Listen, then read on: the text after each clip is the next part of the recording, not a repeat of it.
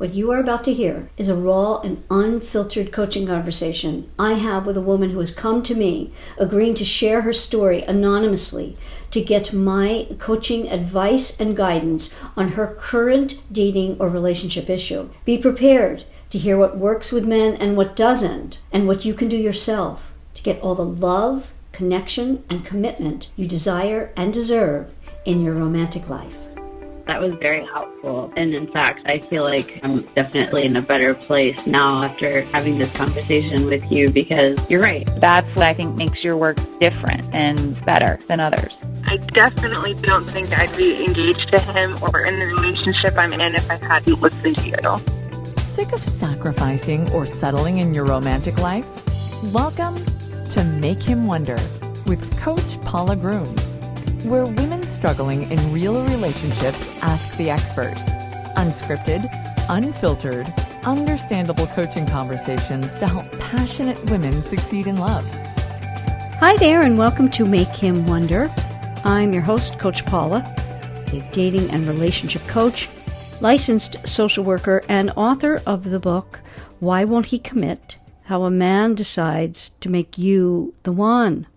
My guest today is 35-year-old Shana, who has been dating 47-year-old Paul for the last month. Shana was excited as Paul was texting almost every day, and a few dates even included meeting out with his friends.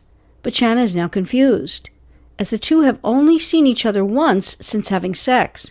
Paul texted on Wednesday of last week to meet up that night for a drink, but because she wasn't able to, Shana suggested meeting over the weekend. Paul replied with a friendly gif, but Shana hasn't heard from him since, which is now about 5 days. Shana really likes Paul and wants to see this relationship be more than just casual, so she comes on Make Him Wonder today, seeking clarity and to get guidance on where she goes from here. Welcome, Shana. Hi. How did you meet Paul? We met on an online dating app. And did you do the steps that I suggest? Did you do the phone call? And then tell us about that. So he called me. It was a brief call. He asked me out, and we went for a drink. We both have kids, so we figured out a time that worked for both of us. And it was about an hour and a half, and we liked each other. And then he asked me out again. Did he ask you out there or in text? In text. He showed me that he seemed like he liked me, and then he texted me. And when did you go out again? Like how soon after? I don't remember, the details, but I think it was a few days later. And where did you go for that first date? It was kind of like hookah lounge. It was very small. He suggested the spot. It was like a cozy. We sat on a couch, side by side. And what was that like? Was it flirty and touchy-feely? No, so the first time was pretty formal. Just talking a little bit personal, personal details, interests, and that's about it. So you say he has children. Does that mean he's divorced? Yes, he has 2 children and divorced twice, actually. How many years or how long from the second wife? His second child is 9 years old, and he moved to Miami about a little over a year ago. So, again, how long divorced?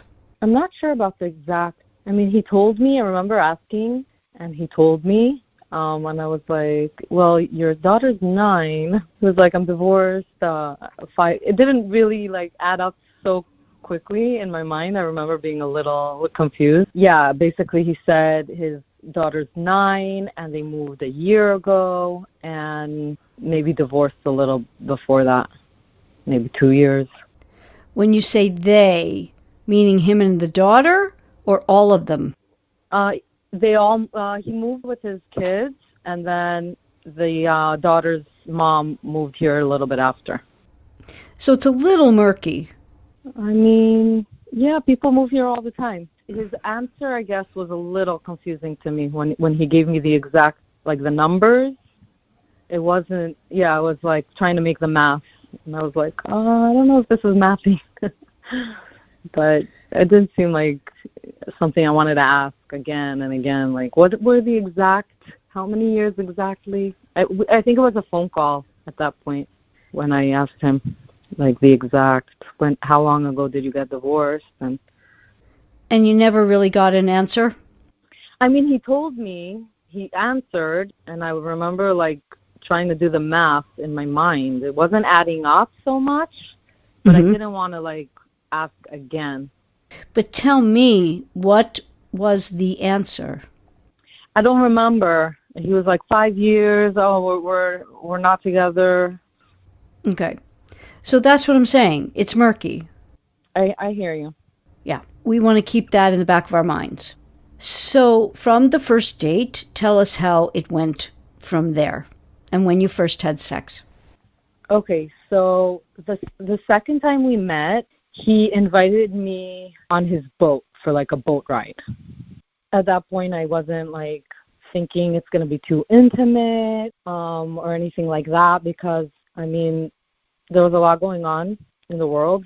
And I just, it just sounded like such a nice way to spend my evening, just like on a boat ride and, romantic. It just sounded like a really nice idea. So I went on the boat ride. His boat had it was like a house, I was like thinking it's going to be this small little boat, but it was like legit, like sitting on a couch, having a drink. It was very intimate.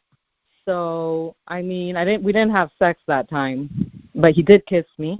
And later on, I realized it was a little bit too much of an intimate meeting for the second time. Yep, it was. How long did you spend that boat ride? Maybe 2 hours. Okay.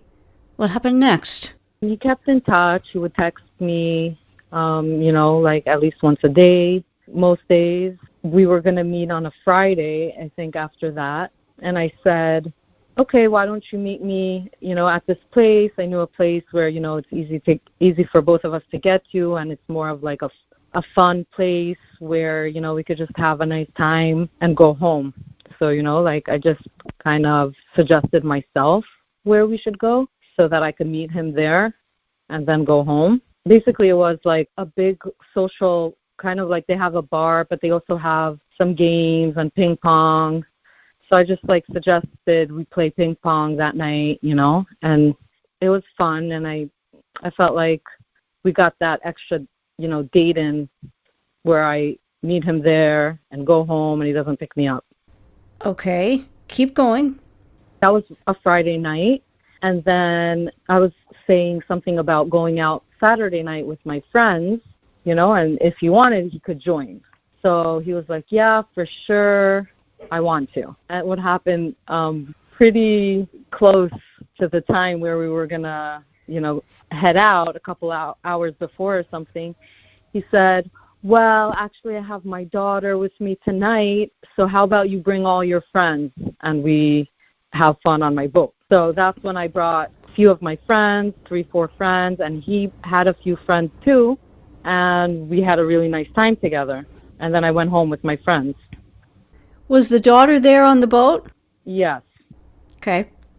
How old? She's 9 years old. So was it a pretty tame meeting, or was there a lot of drinking? It was pretty tame.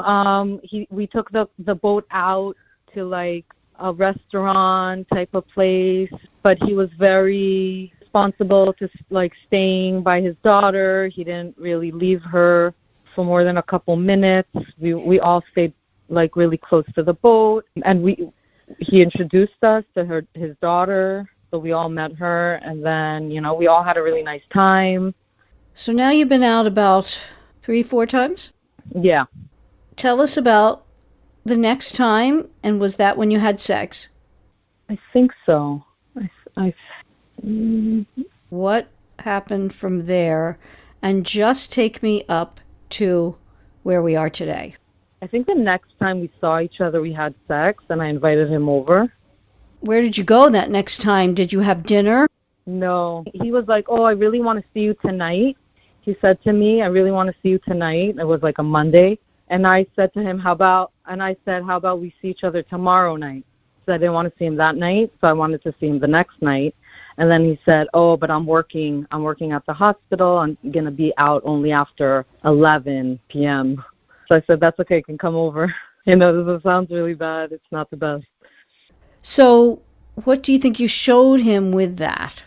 Well, I guess looking back at it, I feel like it was too quick. Like I just ran along with it, and I should have really taken my time and been much more slow with it. And sometimes it's not about the speed, it's about what happens. In other words, the invite at 11 o'clock, it's a bit of a combination of, well, if that had happened 4 months into a relationship where you'd not had sex yet, that would be very different if he had been consistent during those 4 months, correct? Yes. I mean, I looking back, I think it was way too soon of me to do it. Like, I see it as a mistake. But what happened after that? After that, he kept in touch. I mean, he called me once a week so we had like 3 good phone calls. And then, so maybe he called me or something. I think the next time I saw him was him telling me, oh, I'm gonna be at this and this place with my friends if you'd like to join. So also I showed up my time because, it wasn't like anything very official. So I just showed up, we saw each other and I met friends and I dancing with his friend's wife. I was with a couple friends too. And then, we went home separately. Okay. And then a few days later, he texted, oh, how about we catch up and meet up later for a drink. Is this the Wednesday night you're talking about in the intro? Mm-hmm. And what happened?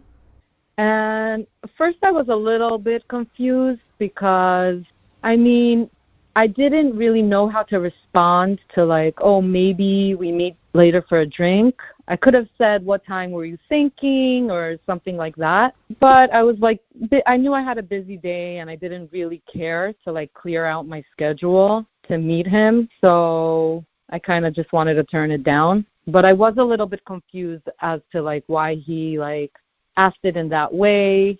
I guess to keep it casual, last minute, same day.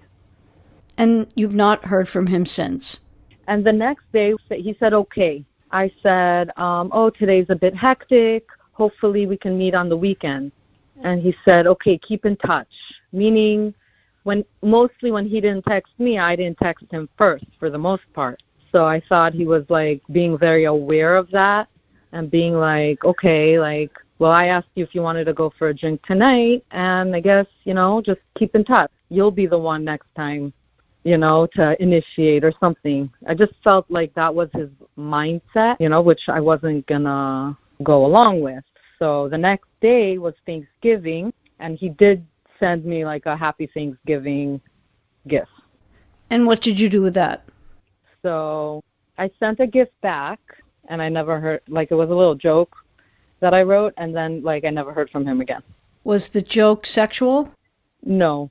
It was basically, a dancing, someone had like a dancing turkey on their head with sunglasses on the turkey. Mm-hmm. And he happened to have like the same shape sunglasses on the last time I saw him, even though it was like a nighttime, but he just like, it was goofy. He had these sunglasses on that looked the same. So I just wrote like as a joke, like, oh, this was you the other night. And he didn't respond to that? But he didn't even respond. Nothing, like 0. Okay. So now we get to it, and I'm sorry that happened because that must be quite hurtful.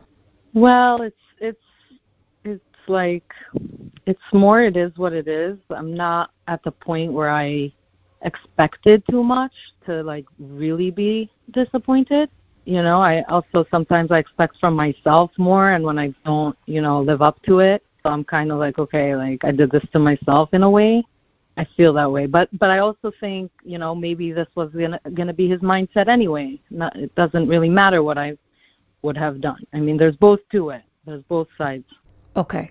So I'm glad you came on today. I do want to give you my take, and hopefully that will give you the clarity you're seeking and tell you what you can expect from here and go through what you might want to do in order to have any shot of setting this right. We'll do that in a moment. I trust you're enjoying Make Him Wonder.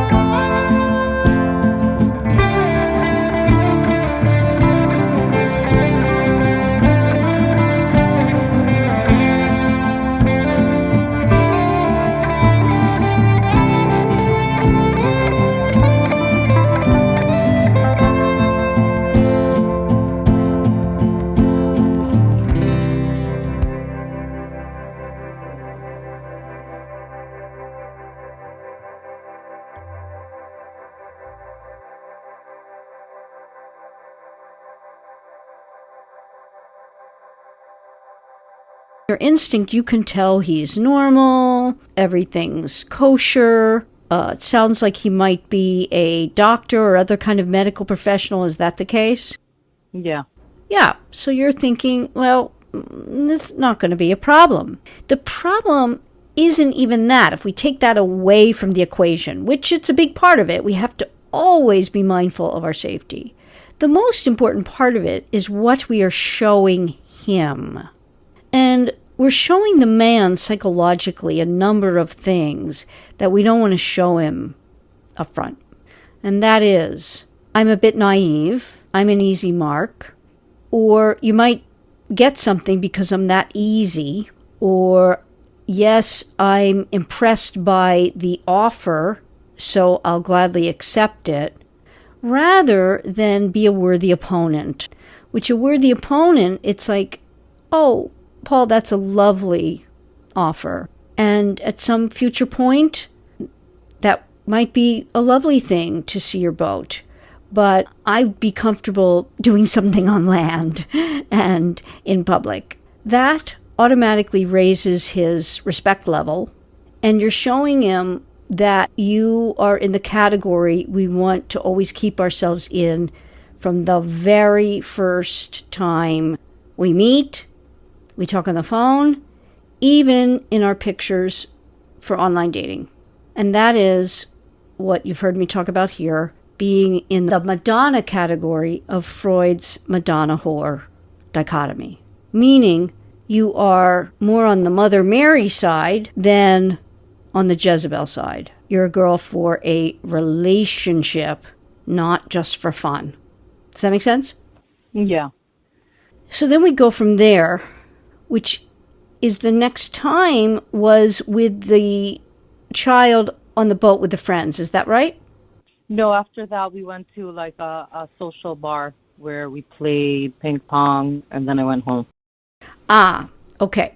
So you did a lot of things right, meaning you went home. But here's the problem. That I heard, and maybe I'm wrong here, so correct me if I am, that you suggested it rather than him calling and asking you for dinner.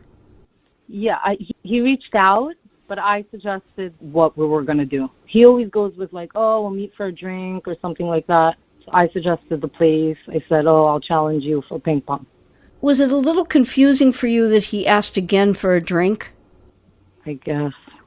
I mean, It actually should have been. And it's a bit of a red flag. Mm-hmm. You see, he was not that serious from the get-go. Right. Any man who would be serious about courting you would be asking you for dinner. Mm-hmm. We don't really know because we didn't give it a shot from the get-go because of the boat trip. Right. So for everyone listening, you see how it feeds on the time before. And once we get into the category, it's tough to get out of it. And the smallest of indicators for the category the man runs with. Because men don't date for anything other than this. And this is from an enormous study about what men date for. And we can make no mistake. Men date for the possibility of short-term sexual encounters. That is the raison d'etre of men dating. And when we know that, we know how we have to handle ourselves from the outset. And like you said, it may not have made any difference, but you would have found out earlier and before sex. But here's the salient point. We guide men to wanting more. This is how relationships occur, because men tend to be on the fence about it. Now, we don't know with him whether he's even truly signed, sealed, delivered, divorced, for how long. We don't know a lot, but let's say, for the sake of this argument, that he is really free. Yes, he has young children, but he is really free. If from the start, that means after that first meeting, you set the bar really high, through the pursuit is how a man actually falls in love. Through pursuing your time, attention, and affection in the right way is how he falls. And we have to be so careful. This isn't fair at all. It's not a fair deal at all. Because of what I always say, which is very important to keep in your mind when dating. What we do with him, he thinks we would do, could do, or are doing with all men.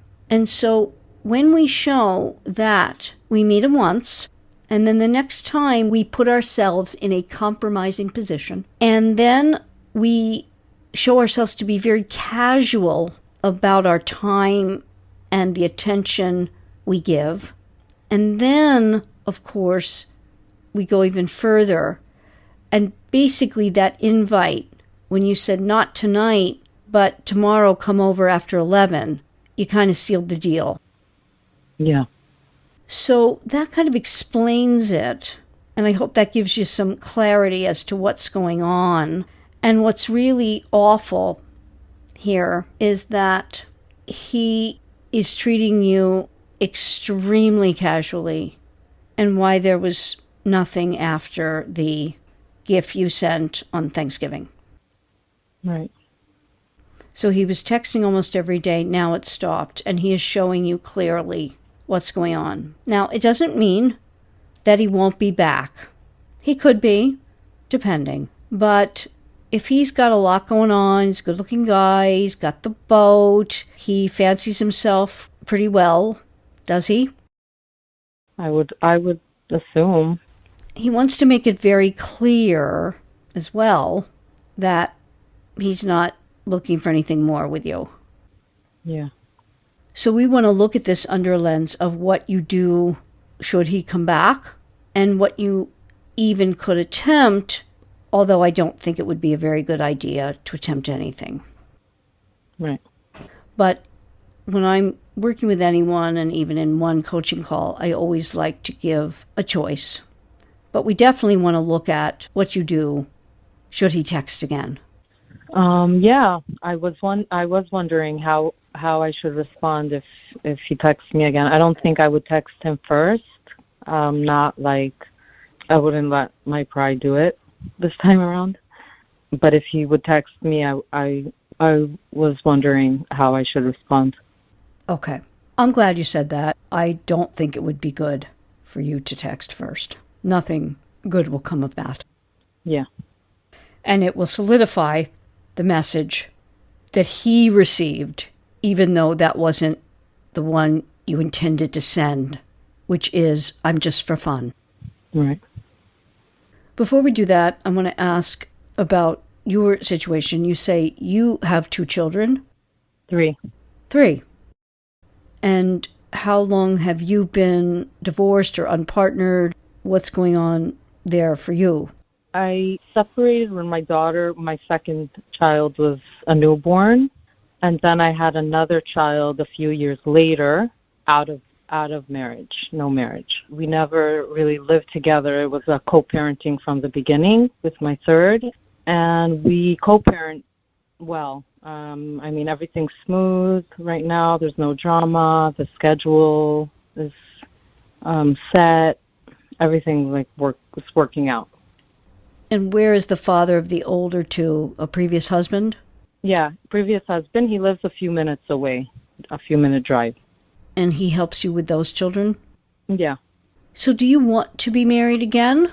I believe I do. I really do enjoy raising my kids, and I happen to be working with kids also most of these years, and I'm very relationship driven. I want to have, I strive for a relationship, and maybe even having more kids. Okay. So tell me what you think now that we kind of laid out what a man gleans from actions like you took. Why you might be taking the actions you took and not striving for more and raising the bar. Yeah, it's something that was in my mind too. So a lot of times it takes more than just knowing, certain things. And then sometimes we know things, but we act differently than what we know. So I'm really aware of that and striving to embody those things that I know. Like I know I shouldn't have ran along with the way it just went, and I ran along with it, and I let him kind of lead certain things, and I believe, I feel like I knew I shouldn't have done certain things, and now maybe regret it, but I'm not sure, how it happens that I know something and I tell myself something. I guess practice helps too, so every relationship I've had, I do see growth from other relationships or encounters. I learn from each one of them. But then when it happens again, because women are in general, we're pickier and we have a harder time, finding someone that we like and we're attracted to. And then when it happens, we kind of like forget, kind of like slips our mind. I don't know, for me, maybe I don't have, enough practice, or, I kind of go more from relationship to relationship and then, try to learn and grow from it. But then when I meet someone new, I get excited as if everything flies out my brain. And it doesn't even make a lot of sense because it's self-sabotage in the end of the day. I'm so glad that you are articulating that for yourself. I'm going to add a layer onto it because you are very on track. What you're speaking to is the difference between your intellect and your subconscious programming. Mm-hmm. And there's something there in your earliest programming of what love is. And if you follow me here, you know my work, that is the programming you got about your worthiness, your lovability, your value, how you need to show up in order to get love and keep it, which is done from birth to age 7 when we are in theta brainwave and being programmed of what love is by knowing that our mere survival depends on being the quote-unquote love interest for 2 people, mom and dad. Mm-hmm. And at that time, on our subconscious mind, we are programmed to do what we feel we need to do and show up how those 2 people need and want us to show up so that they give us attention and love. And for a child from birth to age 7, there is no difference between love and attention. What I mean by that is any kind of attention is deemed love in the subconscious mind, even if it's negative attention. Yeah. So given that, your subconscious, and for everyone's, is infinitely stronger. I mean infinitely stronger than your intellectual mind. And what you're speaking to is that you know how to show up with men. Everything we outlined here, you said you already knew. You knew it. I wasn't giving you anything you didn't know. I was just reiterating and kind of clarifying what you already knew, but you knew it intellectually. Subconsciously, you were pulled. Yeah. And that pull is so incredibly strong. It makes us extremely anxious to go against the pull. And we might not even identify it as anxiety, but it's the worry. I won't hear from him again. He doesn't want that. If I don't say yes, he's not going to ask me out again. I'm going to miss my chance. I should just go. Why not? Then you start intellectualizing it and giving yourself all kinds of outs to do something that your subconscious is pulling you to do, even though you know it's not the best idea. Right. That's what's happening. Mm-hmm. The only way we rectify that is by overriding our subconscious programming so that we embody the love experience we know intellectually we deserve. And that takes intention and some time and consistent repetition to do it so that you know completely, fully, overriding the negative programming that you have to please in order to be loved, to get attention. Because if that is there, then you can do the strategies on the other hand with men that we know have the best chance of working, and you won't feel the anxiety. Because there were a number of things. The boat was one. Coming with the friends, with the daughter there, was also another. And here's what I mean by that. We want to show a man that we are wife and mother material. And when he asks us that early on, when we are not in a completely committed relationship, heading towards something solid, that we don't involve the children at all. And here's what that looks like. Oh, Paul, that's such a fun idea. But being a mom myself, if your daughter is there, I don't want to be part of any kind of confusion in that way. And I am very protective of children, and I feel it would be much better for us to get to know each other apart from our children first. And if there's going to be anything here, it would be way down the road before introducing. Certainly, I feel that way about my children to anyone, because their little lives need to be completely protected from adult stuff. They are so smart, and they get a lot, and I don't want to be confusing or hurtful to any child. Now, you may think, oh my God, he's going to think I'm telling him how to be a parent, criticizing his choice. But if he's any kind of guy looking for a real relationship with someone who might be integral to his life and his children, wow, you just wowed him. Yeah. I'm an advocate for, truly, for your own children, until a man is going to be in your life for the long run, you don't ever involve him with your children. Yeah. They don't have to meet him. They don't have to know about mom's love life at all. I mean, at all. Anything related to that for children is negative. That's another part of it. Back to why you feel this like push-pull. It's like having a devil on your shoulder and an angel on your shoulder. The angel is your intellect.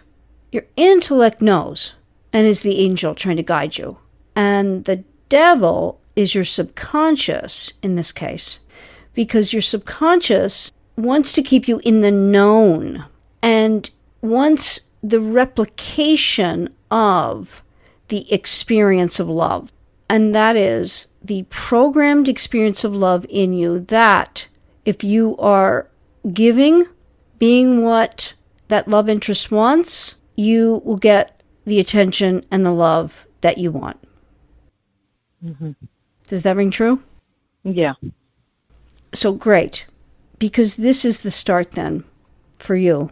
Because when we change that, we change everything with the experience with any man who comes into our life. You change that and you are golden, because then you can easily do the strategies that we're talking about.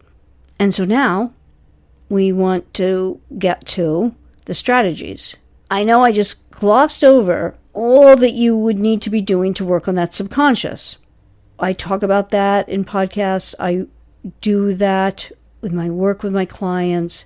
There's all manner of ways we can do that. It's consistent, mindful work, sleep meditations, because we open ourselves up in theta state twice a day for a very short period of time before sleep and between the sleep and waking state in the morning. So sleep meditations, I have a whole host of people I recommend for that. You can make your own.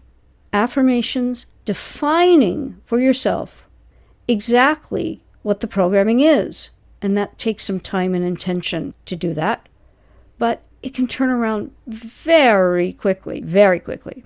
And then we do the strategies that work with men to show them I have a very high self-concept.